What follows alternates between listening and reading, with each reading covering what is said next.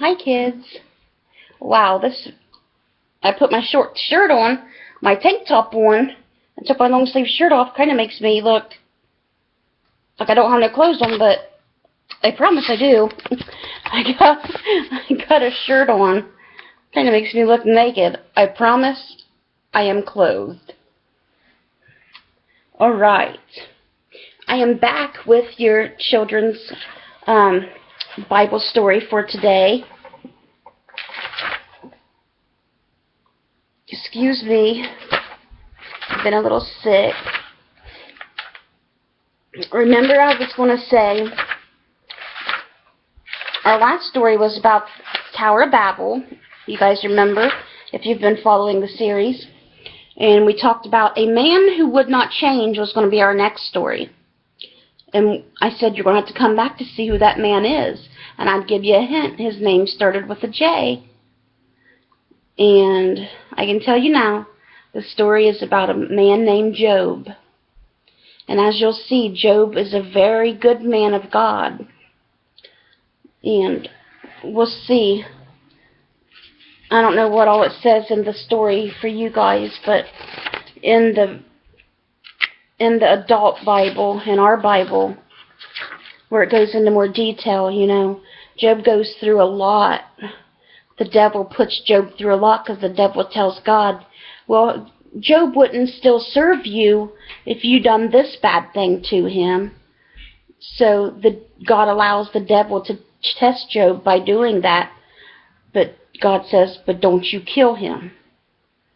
So the devil does all this bad stuff to Job, but Job never turns his back on God. And again and again and again, the devil's like, well, if you just done this, God, Job would turn his back on you. There's no way he would stay faithful. But yet each time, Job stayed faithful to God. And the devil didn't win. So let's just read a little bit about Job in the man who would not change. In the Bible verse for Job today, the Lord gave and the Lord hath taken away. Blessed be the name of the Lord. Job chapter 1 verse 21. Long ago in the Old Testament times, there lived in the land of Uz a man named Job. Now Job was the richest man in a part of the world. He had a lot of money. Besides having great herds of cattle and sheep and camels, he had a fine large family, 7 grown sons and 3 daughters. Job was very rich, but he was also very good. He worshipped God with sacrifices and prayed to God, talked to God every single day. Not only did he pray for himself, but Job also prayed for his children. It may be that one of my sons has done wrong and has not asked God to forgive him yet, Job thought. Now the Lord noticed all that Job did and was pleased with him. One day the Lord mentioned Job to Satan, which is the devil. Have you noticed my servant Job? God asked.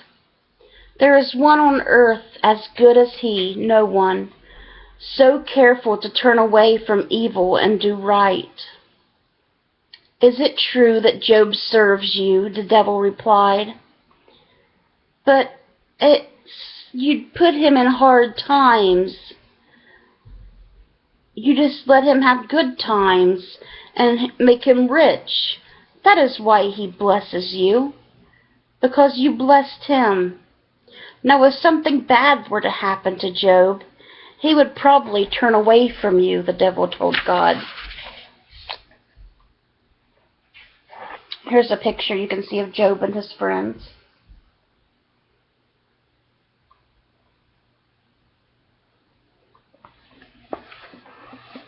Try him and see, God said. Do anything you wish to anything he has, only you do not hurt him. Before long, Job began having a lot of trouble. One day a servant came running to him and said, "Master, we were out plowing with the oxen a while ago when the Sabeans came and took them." Some people came and stole his cows. "All of the other servants were killed in the fight. I am the only one who escaped." So now he has no cows and only one worker. The servant had hardly finished telling his bad news when another ran up looking very excited. Lightning from the sky just struck all the sheep and the servants who were killed watching them, he cried. "I am only one still alive." So he lost all his sheep too, and only has one sheep herder alive as well. Then another came to Job with bad news. The Chaldeans made a raid on the camels. They took the animals and killed the servants who were with them. If this were not enough, another servant came in with the worst report of all. "Job," he said, "your children were all having dinner together at your oldest son's house when a great wind blew the house down and killed them all." The devil killed all Job's children. Poor Job.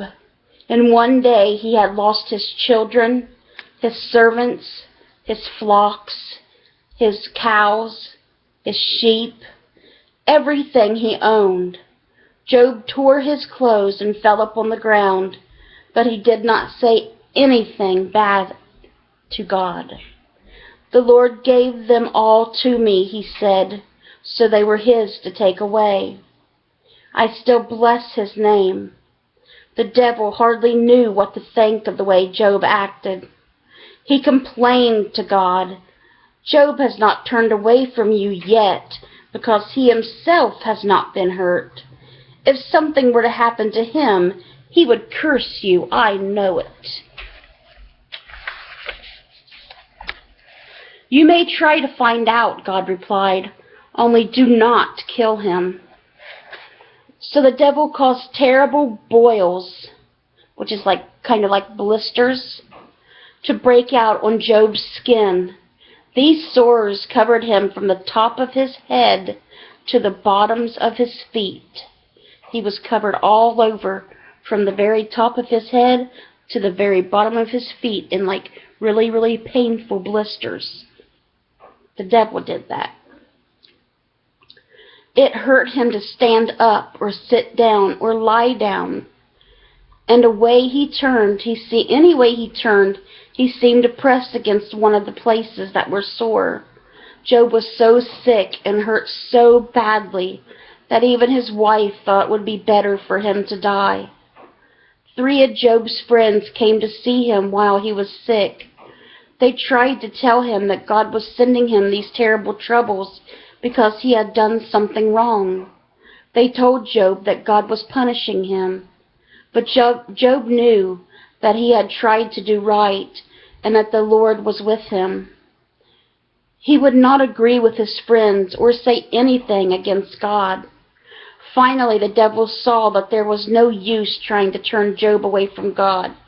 He had proved that he really was a good and faithful man. After this, the devil let Job alone.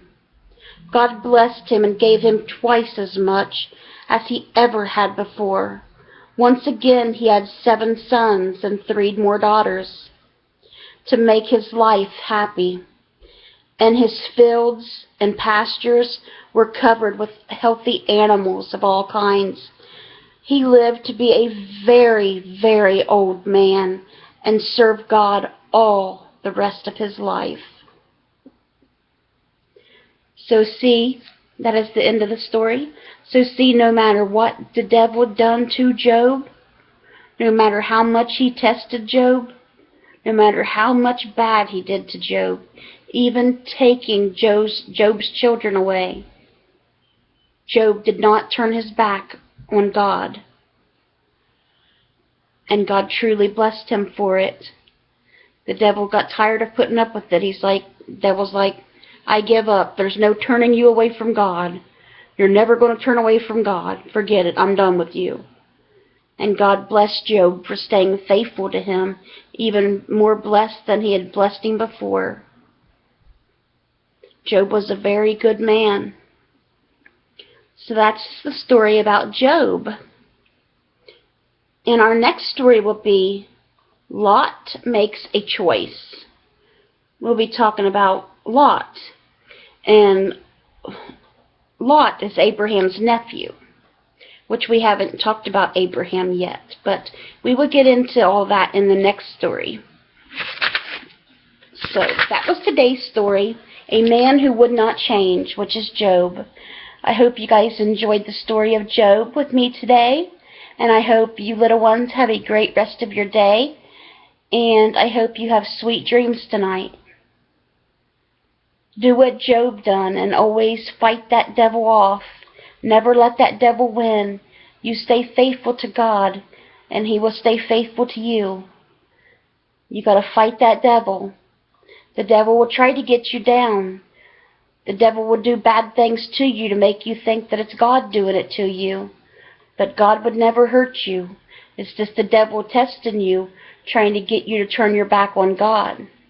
But you gotta know better. You gotta be smarter than that devil. You gotta know never to turn your back on God no matter what happens. Because God will always be there for you. Always. I love you guys. Let's bring those souls to Jesus. And I hope you all have a wonderful day. Bye, little ones. God bless.